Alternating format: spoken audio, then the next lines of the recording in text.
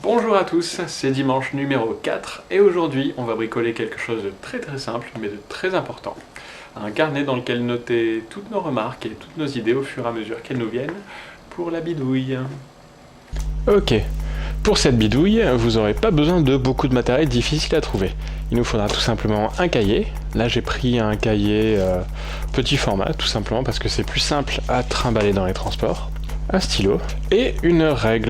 Alors, l'avantage de ce cahier-là, qui vient de chez Muji, un petit magasin, une petite chaîne de magasins japonaise, mais qui a des boutiques en France et qui a aussi surtout une boutique en ligne, c'est que en haut des pages, donc là c'est des pages lignées toutes bêtes, donc ça c'est important, pas de carreaux déjà fait. L'avantage donc c'est que sur la ligne supérieure et inférieure, il y a déjà des repères en fait, ils ont déjà été imprimés pour nous directement.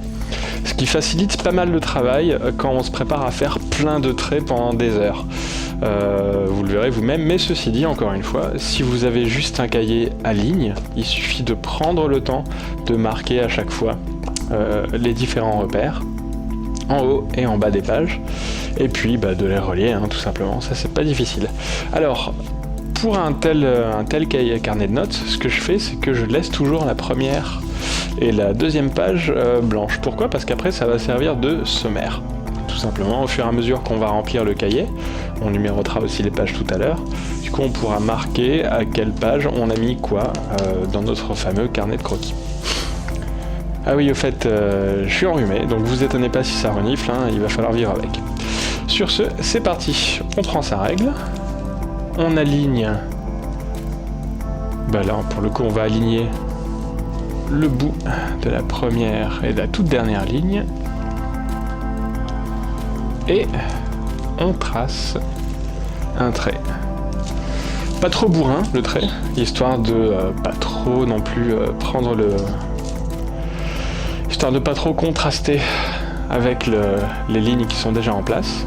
Et puis après, il suffit de continuer. Donc là, comme je disais, l'avantage c'est que les traits sont déjà faits.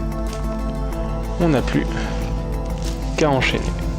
À chaque fois donc, on fait juste un trait, pas la peine d'appuyer beaucoup, parce que le stylo bille ça marque de toute façon vachement bien, et que le trait de base, lui, est un petit peu gris.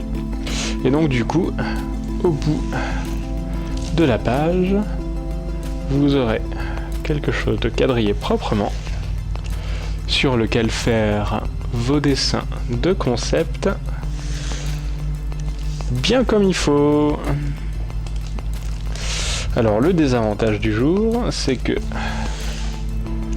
je suis à la fois entre la lumière et l'ombre, là où je me suis posé aujourd'hui, j'ai pas mes lunettes, bref, c'est un peu galère. Mais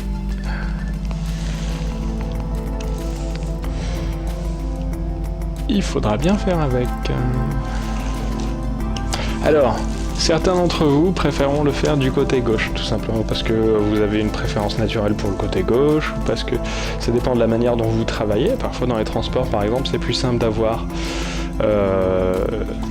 la possibilité d'écrire à plat sur ses genoux d'un côté, par exemple avec la main droite, et de pouvoir dessiner sur le côté gauche plus tard quand on est bien posé, pépère chez soi tranquille. C'est à vous de voir. De toute façon, vous pouvez commencer par le côté droit sans problème, puisque après on peut retourner le cahier et c'est réglé.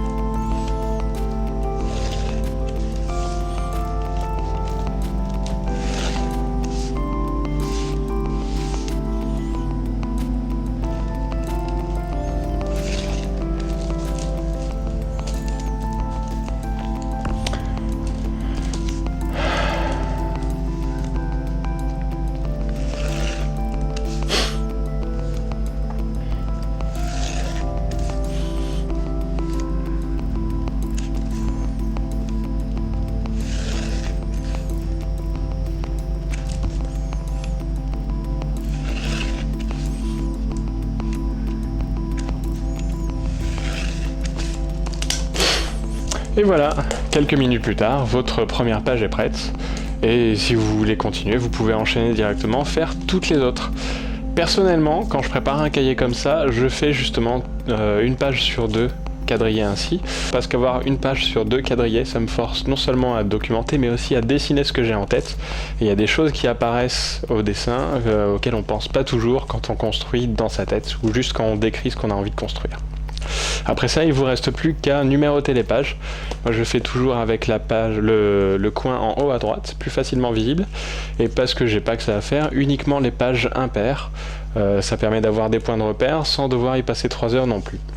Et après, il suffit de se servir de la première et de la deuxième page comme sommaire pour l'ensemble de votre cahier. Tada!